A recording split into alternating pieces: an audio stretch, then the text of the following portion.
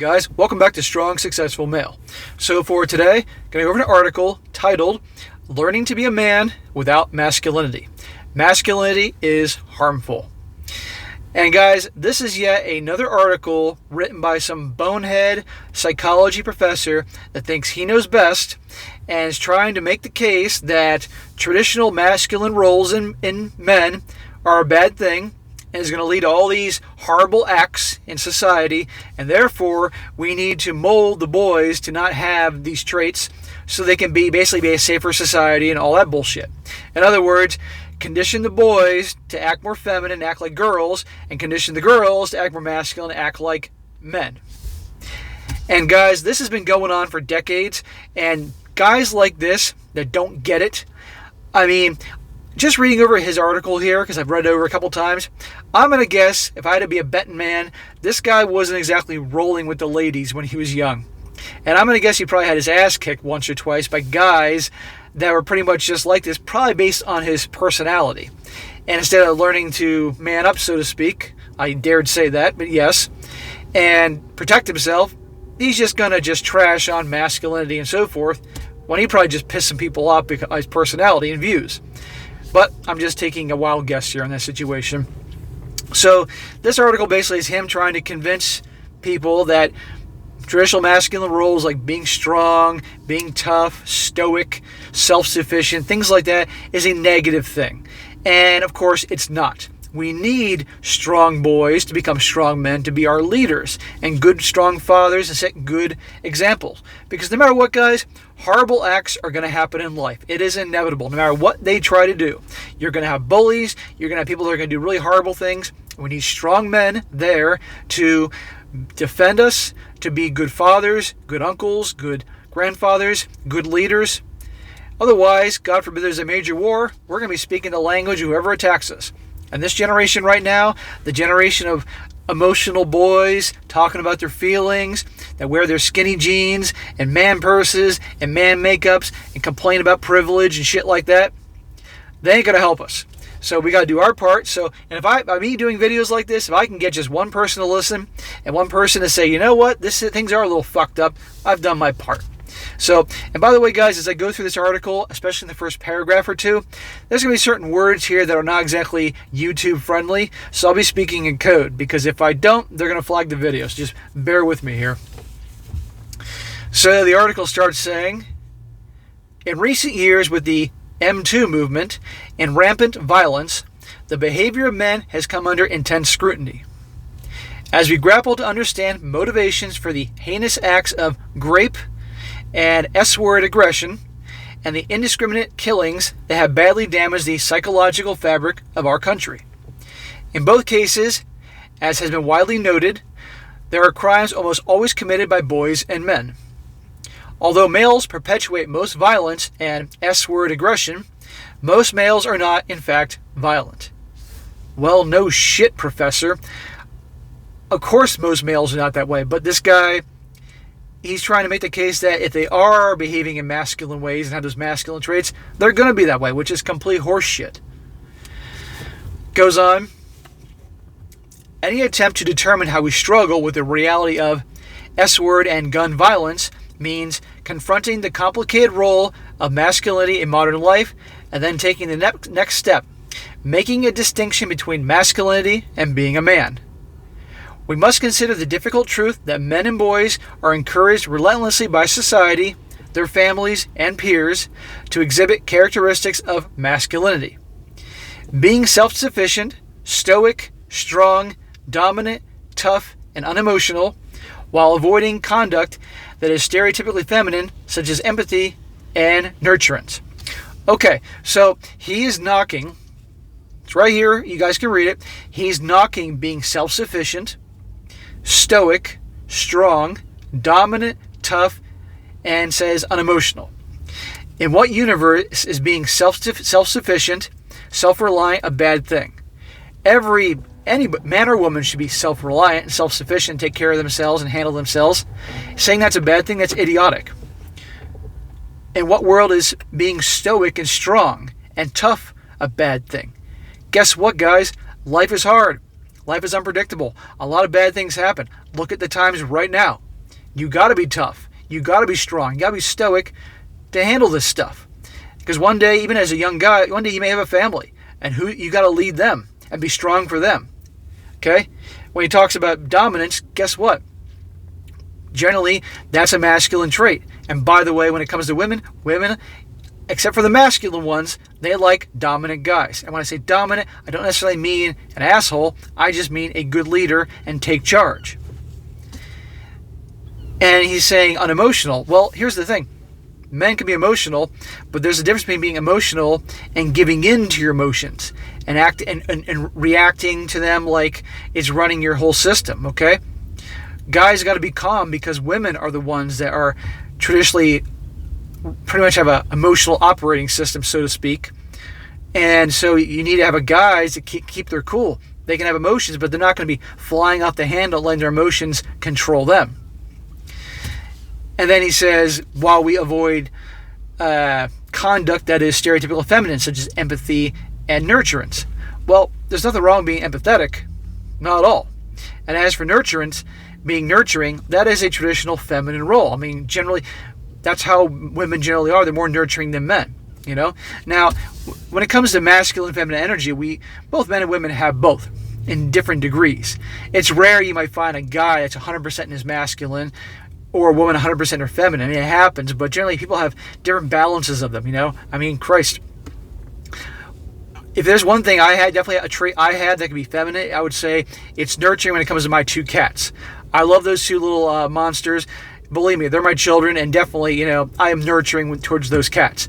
That's about it, okay? But everybody has different degrees of this. But you want guys to be primarily in their masculine. I mean, just overwhelmingly, to have all these traits. But all these things he described that said are a bad thing, that's crazy. He goes on, while there are many positive elements associated with masculinity, it can promote the constriction of emotions in such a way that leads men to aggression and violence. Sure, it's going to lead some guys that path. That can't be changed. But usually those guys are on that path anyway. So even if it's just going to happen, guys. But we need strong men to defend against guys like that.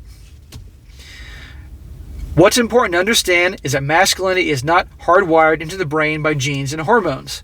Therefore, masculinity is not essential nor inescapable for boys and men. This is the key truth for changing course, as co-author Shauna Pryor, a woman, and I explain in our new book, The Tough Standard. So he's saying, okay, it's not genetic, and obviously it's molded by society and families and all that. Well, generally, masculine traits are genetic. Okay, there's certain elements that probably are not. They're shaped by nurture and the society, but still, there's a reason boys have it's masculine with boys and men, and feminine with women, and both do have different parts of it, but still. But this guy with his little book there and his little partner writing the book obviously want to get rid of that because they think it's a bad thing. Or should I say a negative thing. He goes on, boys and men can retain their gender identity without conforming their thoughts, emotions, and behaviors to masculine norms. Masculinity is not synonymous with being biologically male. In many segments of the population, this is a difficult truth to understand. Yeah, you can get women that are masculine as all hell. I mean, absolutely. And generally those women attract guys that are usually feminine as all hell because there's got to be a balance. There's got to be a polarity, okay? The result is that boys and men become imprisoned by masculinity. Get the fuck out of here, dude. And it's understood to be obligatory for most men at some point in their lives, usually when they are children. This is deeply damaging to their development and ability to have a relationship with others, in this guy's opinion. And like I said, if they're a bunch of bullies and have serious social issues, then okay. But if they're just regular boys being raised to be strong, be tough, be self-sufficient, all these traits that are good for men, that are not harmful in my opinion, and the opinion of many others, then who the hell cares? Except this guy and others like him. In fact, too many men are harmed by masculinity, suffering from poor physical health, shorter lives, depression, substance abuse, difficult in recovering and growing from trauma, and most tragically, suicide. All as a result of adherence to masculine norms. Well, men that I know that are definitely in their masculine, strong, tough, dominant, all that, they, unlike this guy says poor physical health. They're actually in very good physical health. He says shorter lives, because they're in good physical health and are ambitious and take care of themselves, have masculine traits, they don't have shorter lives. Depression, they don't have depression because, again, they're taking action. Now, people can get depression. It's obviously can be carried in your families. Like my grandfather's depression, my mother's depression. It's impacted me in my life. I've learned to control it. So it can be hereditary. But still, people that are obviously in very good health and active are less likely to have that problem. Now, it can happen, but it's not as much because they're active and have the endorphins and all that. But goes on, substance abuse. Well, again, people that have the positive effects of masculinity aren't necessarily going to go become abusing substances because they don't need to go to that because they don't need it to feel better. Okay? Usually people that are pretty screwed up in their lives end up abusing substances like drugs and alcohol because they need to make them feel better or escape from this world. Difficulty in recovering and growing from trauma, that's up for debate. And most tragically, suicide. Well, guess what? A lot of people that are men that are very masculine and do well in their lives and so forth, they're generally not the ones that are killing themselves. Okay, it's people that are really unhappy and weaker people that do it. I'm not saying that you're weak, you commit suicide. I'm not saying that at all. Before somebody jumps on here and gives me a hard time, I'm just saying it's not as common with stronger, more alpha men. New efforts to help boys and men will find new ways to be in the world as are needed, to both address urgent social problems and to help the men themselves and their families. Now, it has been argued that because of traditional masculine ways, guys become all bottled up and don't talk about their emotions, and then leads to them doing very horrible things to themselves. But here's the thing. I'm an advocate of opening up, but you don't do it to women. Because you open up to women and you talk about your feelings and insecurities and all that stuff, and it turns them off. I've said it before many times. I've experienced this before in my life when I was younger, and I stand by that to my dying breath. But that doesn't mean you can't open up to your buddies, or like your dad, or your grandpa, or your uncle, or male cousin. Just don't do it to your girlfriend or your significant other, or it's going to turn them off. Because then you're in their eyes, and I'm not saying it's weak, but in their eyes, it can be perceived as weak. So you open up about the emotions and whatever things you got going on to your buddies, your brothers. That will help you out.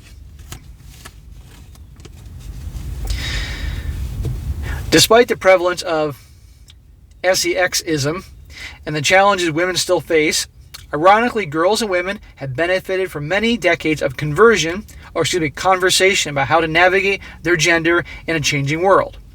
Similar discussions are urgently needed for boys and men. Urgently, huh?